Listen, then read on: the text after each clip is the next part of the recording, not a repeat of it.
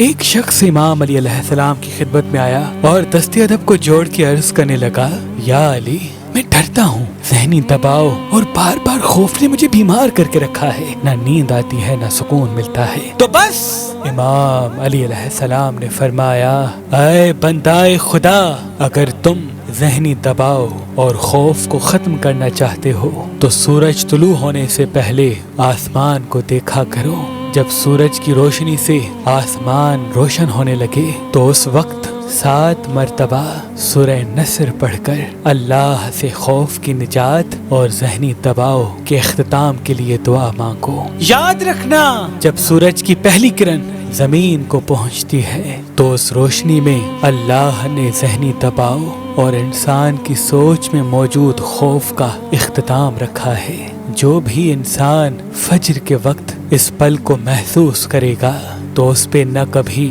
خوف حاوی ہوگا، نہ وہ ذہنی دباؤ کا شکار بنے گا۔